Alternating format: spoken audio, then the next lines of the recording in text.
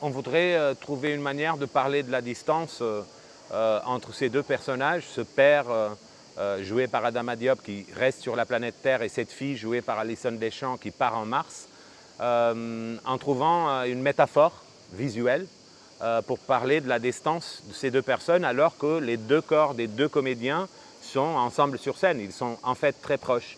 Et on s'est dit qu'il y avait déjà la question du regard. On devrait trouver une manière de permettre qu'ils partagent la scène, mais qu'ils ne se voient pas, qu'ils ne se regardent pas dans les yeux, parce que se regarder dans les yeux, c'est une forme de proximité, et on voudrait la distance.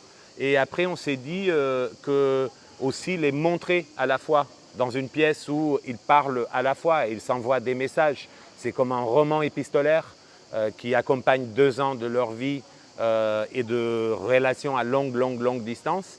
Et on s'est dit, si on arrive à les montrer, à montrer un et cacher l'autre, et après montrer un et cacher l'autre, et on cherchait des manières et on s'est dit, ah, une scène qui tourne permet qu'on a le passage du temps, qu'on a aussi cette idée de passer d'un espace à l'autre sans qu'ils ne bougent pas et surtout ils ne se voient pas. Et on a cette sensation de distance. En plus, ça nous a paru très beau parce que ça évoque aussi l'ellipse de l'orbite des planètes, le passage du temps.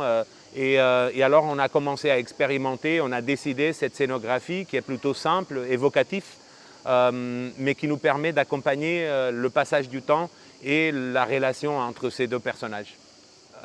Adama Diop et Alison Deschamps sont des comédiens très singuliers, très inventifs, très créatifs. Ça veut dire que depuis la première, ils maîtrisent de plus en plus les idées. Et moi, je leur demande spécifiquement de prendre des libertés, de continuer à y inventer.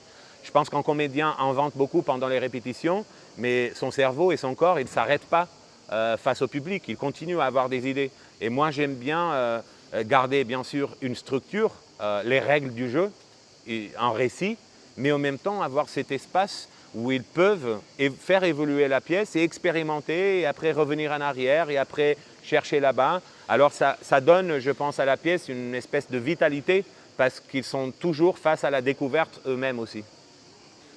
Moi, quand j'imagine une pièce et je répète une pièce avec une équipe, je me mets à la place du spectateur et de la spectatrice. J'essaie d'imaginer qu'est-ce qu'il va penser le public, quel est le voyage qu'ils vont faire, qu'est-ce qu'ils vont ressentir, mais on ne le contrôle jamais. Et je leur demande rien de particulier, sinon d'avoir la confiance, l'imagination de la traverser avec nous. Après, je vois, en présentant la pièce, qu'il y a beaucoup de public qui est touché, ému par la pièce, et surtout beaucoup de monde qui, en sortant du théâtre, se met à appeler sa famille, qui est loin, leurs enfants, leurs parents, etc. Je pense qu'il y a quelque chose que je ne demande pas au public, mais il y a une conséquence de la pièce qui est de nous faire réfléchir au rapport que nous avons avec les gens qu'on aime bien dans la vie et avec lesquels on a souvent la sensation de ne pas partager suffisamment de temps.